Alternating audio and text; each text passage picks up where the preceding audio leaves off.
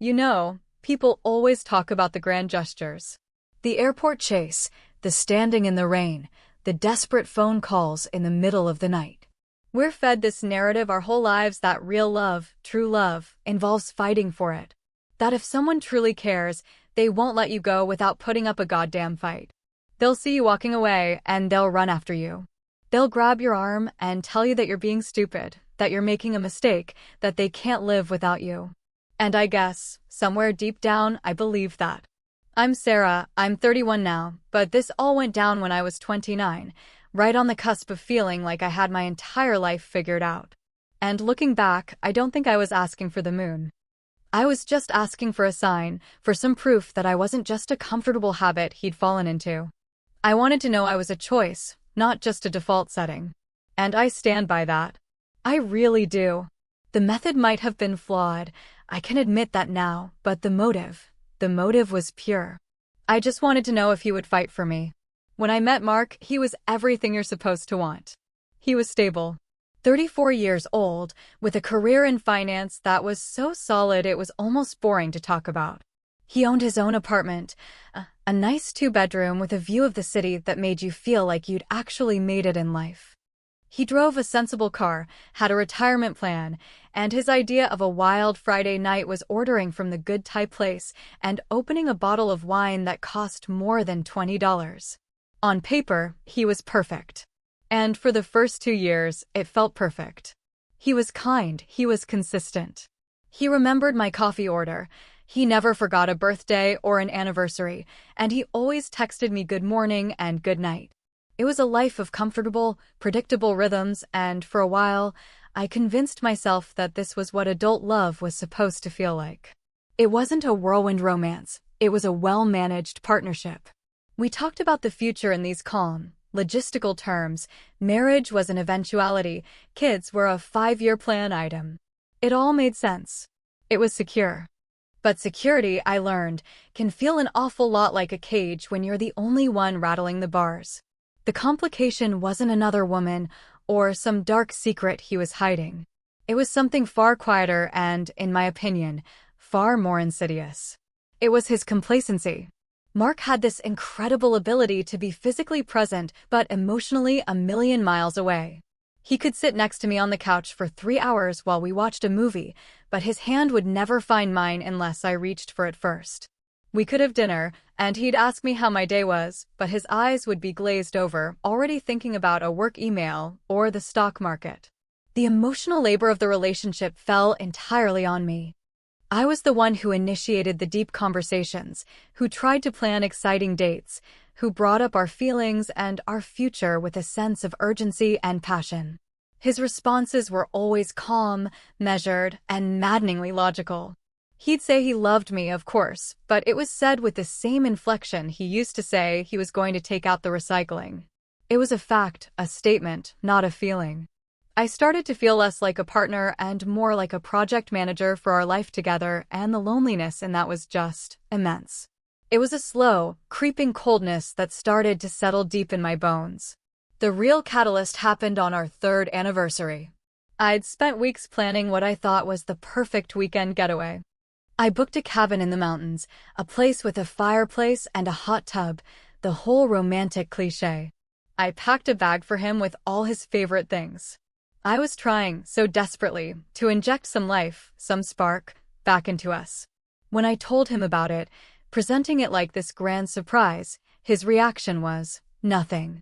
He just nodded, a small, tight smile on his face, and said it sounded nice, but he was worried about the bad cell reception up there because he had a project deadline approaching.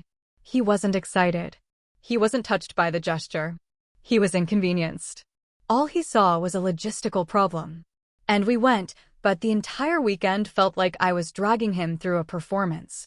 He answered emails on his phone whenever we got a sliver of service.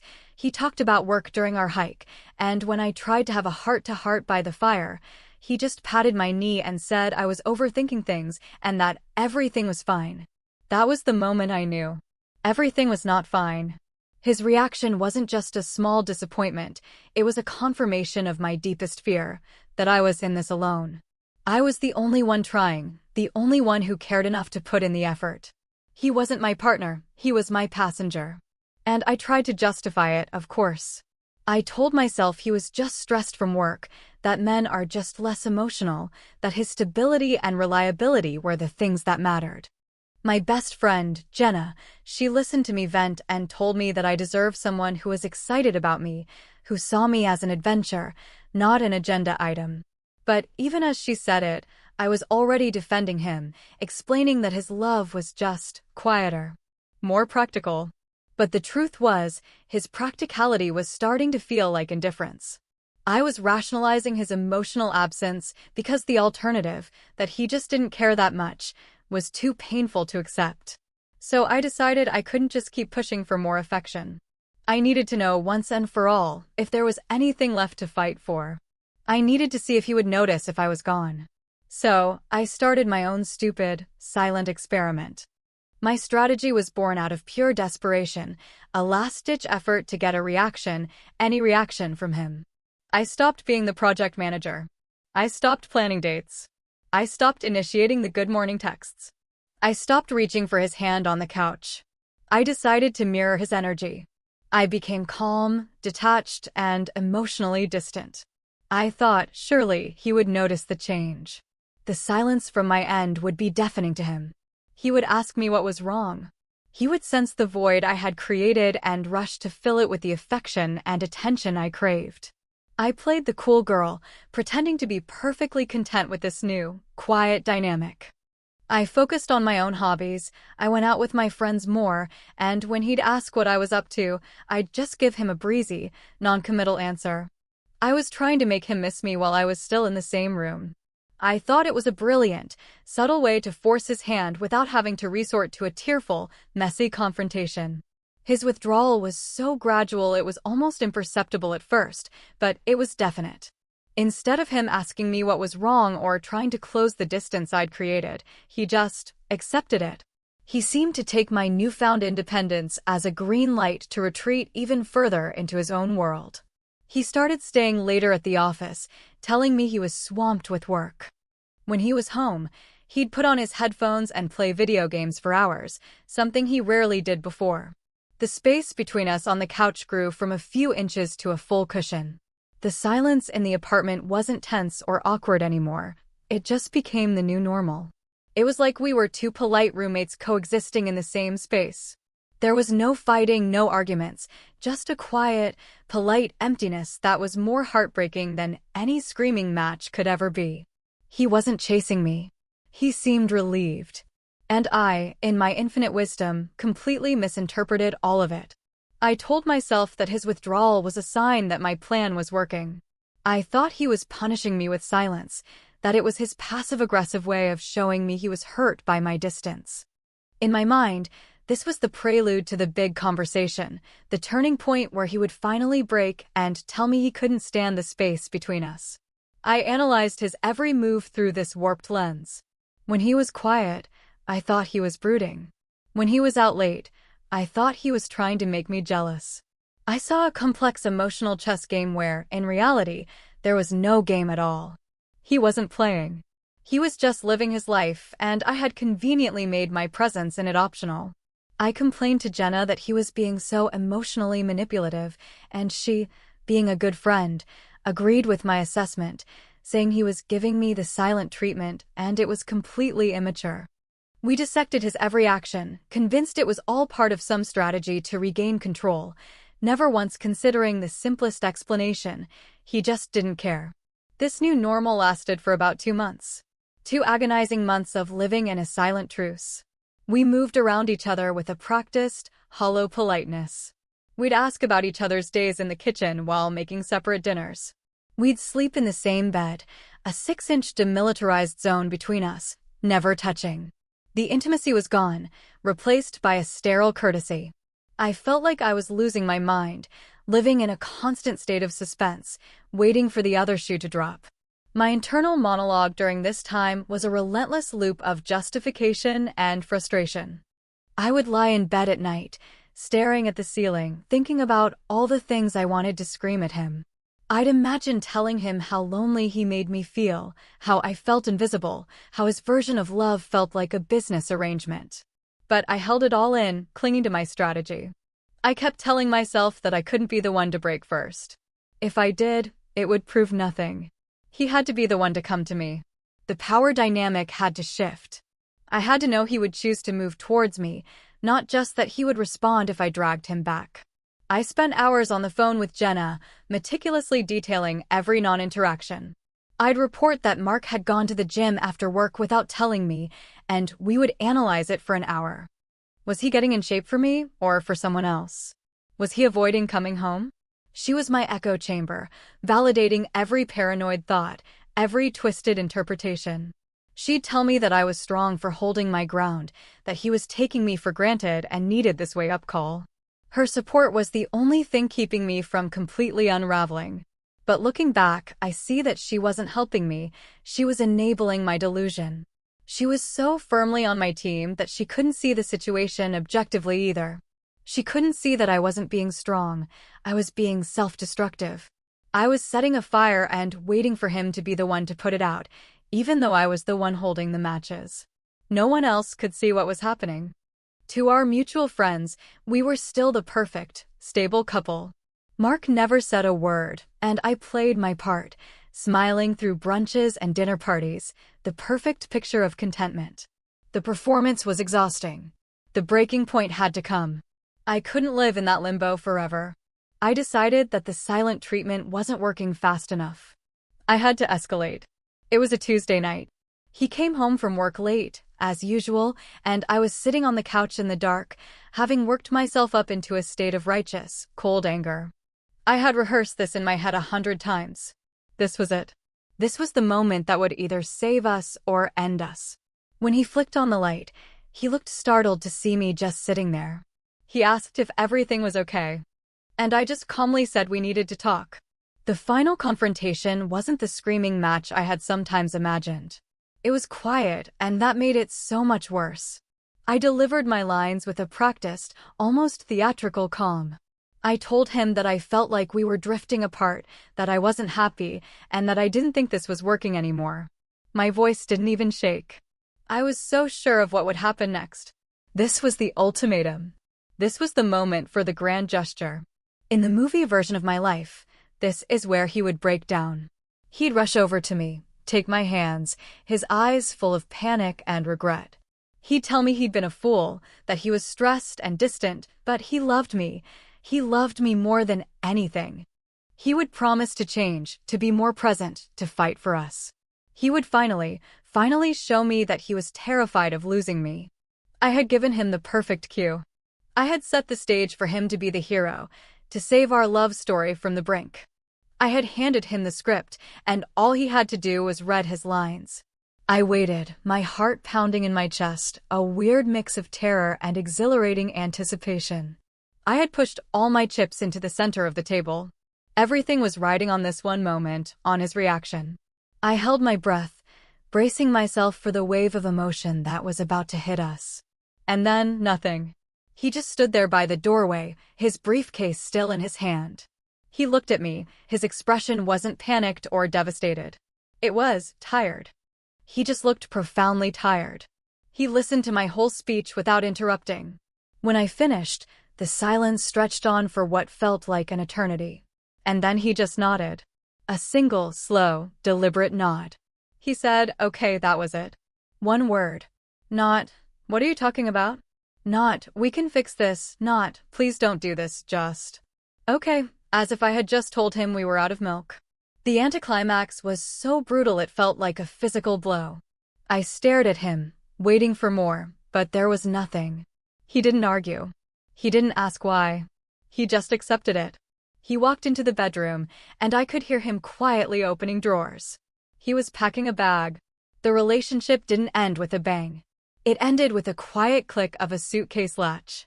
It was over. And he was the one who left. The immediate aftermath was just silence.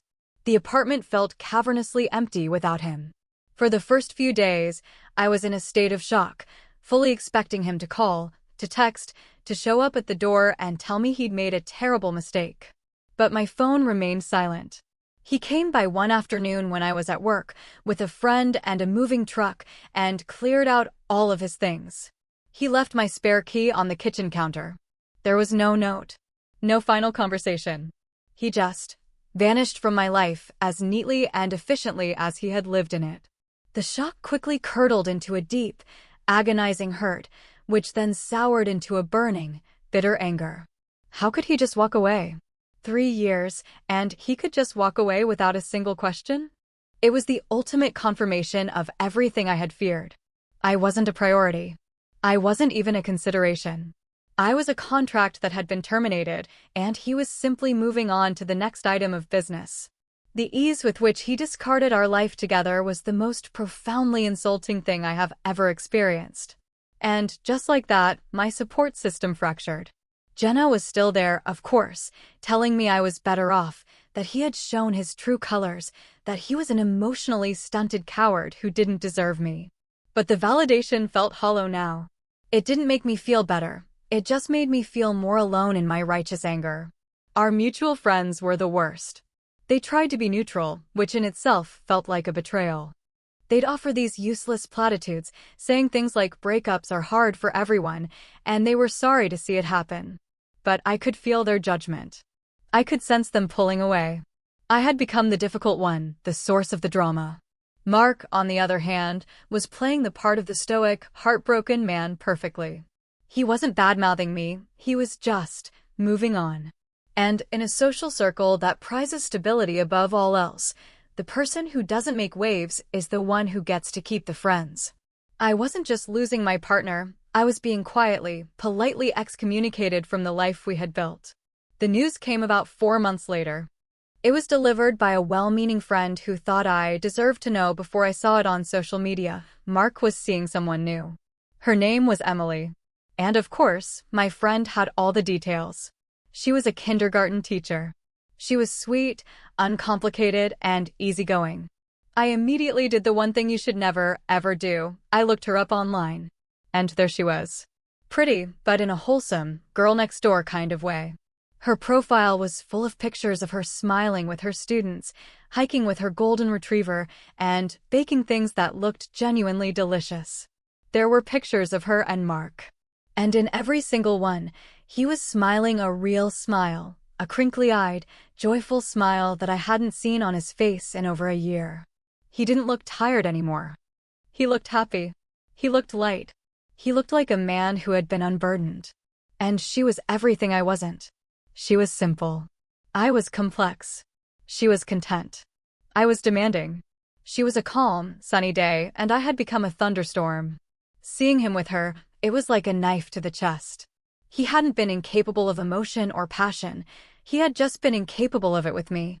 He hadn't wanted to fight for our relationship because he hadn't thought it was worth fighting for. All my tests, all my strategies, all my desperate attempts to pull a deeper feeling out of him, they hadn't just failed. They had pushed him right into the arms of someone who would never ask him to do any of that. She didn't need the grand gestures or the proof. She was happy with the quiet, stable man I had tried so desperately to change. He hadn't been emotionally broken. He was just a man who wanted a partner who fit into his life, not one who tried to rewrite it. And he had found her. It was that simple and that devastating. He moved on so quickly and so completely, it was as if our 3 years together were just a footnote, a minor detour on his way to his real life. So now I'm here. I'm living in the same apartment, which I can barely afford on my own, surrounded by the ghosts of a life that I dismantled with my own 2 hands. I try to tell myself I did the right thing, that I exposed a fundamental truth about him. But most days, I just feel like a fool. I see friends getting engaged, buying houses, having babies, and I feel this profound sense of having been left behind. I'm still navigating the wreckage of my own making, while he's off building a new, perfect life on the foundations of our failure. It's a lonely and bitter pill to swallow. I am forced to maintain this facade of the strong, independent woman who is better off alone, but the truth is, I'm just alone. The lesson here, if there is one, is a cynical one. I learned that you should never test a man, because you might not like the results. You should never push for more than they are willing to give, because they won't rise to the occasion. They'll just leave and find someone with lower expectations. I wanted a man who would fight for me, but it turns out, most men don't want to fight. They want peace. They want comfort. They want a life that is easy and uncomplicated. Mark wasn't a villain. He wasn't a bad guy. He was just a man who wanted a quiet life, and I had become a source of noise. He didn't leave because he was weak or a coward. He left because he was exhausted. And he found someone who didn't exhaust him. And in the end, I can't escape the final, damning truth of it all. I say I ended things to see if he'd fight for me. But maybe, just maybe, I ended things because I knew he wouldn't. Maybe I needed to prove to myself that my unhappiness was his fault, that his lack of passion was a fatal flaw, and not just a mismatch of personalities. I orchestrated the entire drama to cast him as the villain and me as the tragic, unloved heroine. I gave him a test that I knew he would fail, and then I had the audacity to be heartbroken when he did exactly that. My actions weren't a plea for love, they were a self-fulfilling prophecy. And he was just a man who refused to play a role in my tragedy. He just walked off the stage. He didn't argue. He didn't ask why. He just left. And the hardest part to admit, even now, is that I'm the one who opened the door for him.